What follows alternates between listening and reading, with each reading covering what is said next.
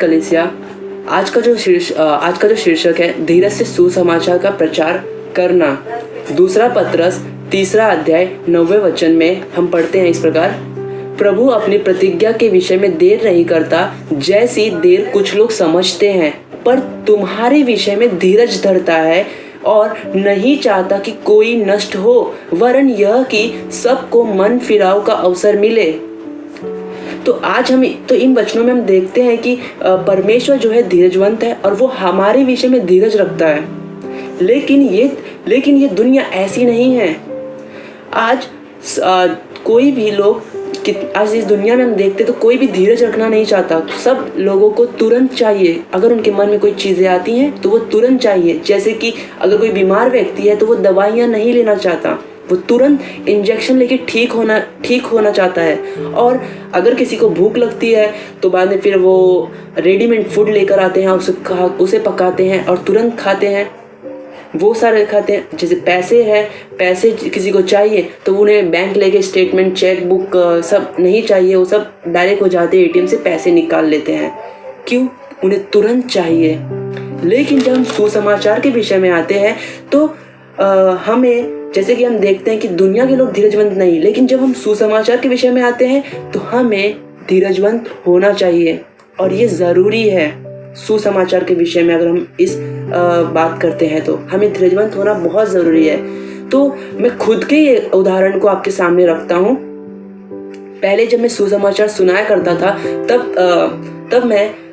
तब सब लोग मेरी बातों को सुनते थे तब मैं बहुत खुश होता था। लेकिन मेरे सुसमाचार सुनाने के बाद अगर वो लोग परमेश्वर के ऊपर भरोसा नहीं करते थे तो मुझे बहुत अचानक से बुरा लग जाता था और मैं सोचता था कि अरे, मैंने इतने मेहनत से, इतने अच्छे और इतने खूबसूरत तरीकों से मैंने पूरी कोशिश की सुसमाचार अच्छे से प्रस्तुत करने की, और ये लोगों ने परमेश्वर के ऊपर विश्वास नहीं किया। और मैं सोचता था कि शायद परमेश्वर शायद मेरा विश्वास ही सही नहीं है। और मैं ये भी सोचता था कि शायद मैं विश्वास में कमज़ोर हूँ और शायद मेरे बताने का तरीका सही नहीं है। और मैं ये भी सोचता था कि परमेश्वर का जो सुसमाचार है उसमें कोई सामर्थ्य नहीं है शायद। और क्योंकि वो सामने वाला विश्वास नहीं करता उस सुसमाचार पे। और ऐसे में मैं अपने आप को कोसने लग जाता था और दुखी हो जाता था और निराश हो जाता था और सुसमाचार के काम से दूर हो जाता था। और शैतान भी यही चाहता है। और जब मैं ये बातें कहता हूँ तो ये कोई अनोखी बातें नहीं हैं, ये सभी के साथ होता है। शायद आपके साथ हुआ होगा। ये समस्या दरअसल तब शुरू होती है जब हम परमेश्वर के काम को अपनी बुद्धि और अपनी योजना से करने की कोशिश करते हैं और हम परमेश्वर की सहायता नहीं लेते हैं। अगर यूहन्ना 16:13 वचन में हम पढ़ेंगे तो हमें सहायक की आत्मा मिली है जिससे हमें सहायता लेनी चाहिए।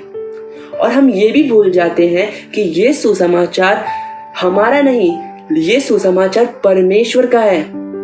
और कभी कभी हम ये भी भूल जाते हैं कि हम केवल सेवक हैं, हम केवल सुसमाचार प्रचार करने वाले हैं और हम लोगों को बचा नहीं सकते। केवल परमेश्वर है जो लोगों को बचा सकता है। प्रेरितों के काम 4 अध्याय 12 वचन अगर हम पढ़ेंगे तो हम देखते हैं कि उद्धार केवल परमेश्वर से है, हमसे नहीं।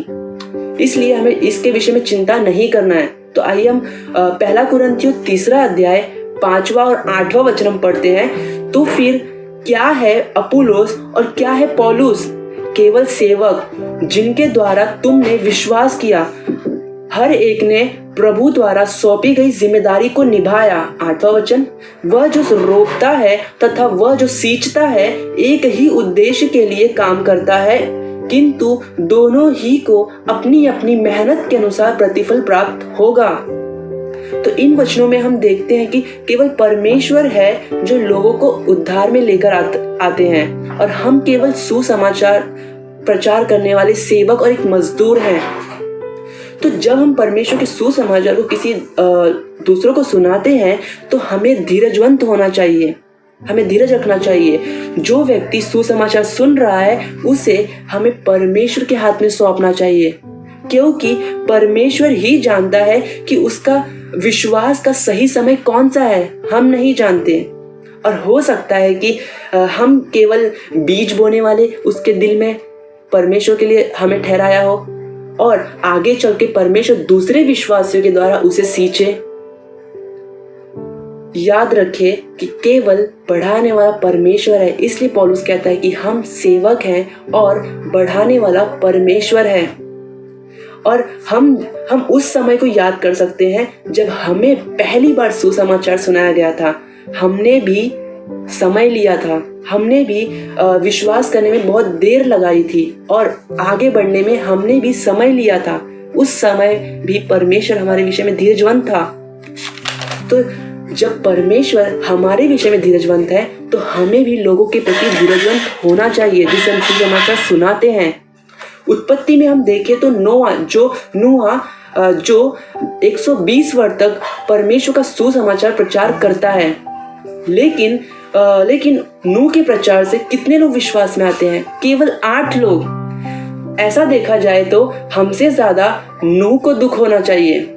क्योंकि केवल सिर्फ 8 लोगों ने मन फिराया, लेकिन नूह निराश नहीं होता, बल्कि वह धीरज से परमेश्वर के काम को करते रहता है, क्योंकि वो सच्चाई को जानता था कि वो केवल एक सेवक है और उसका परमेश्वर लोगों को आगे बढ़ाने वाला है, लोगों को विश्वास में लाने वाला है, अगर वो परमेश्वर की चाहत रखते हैं तो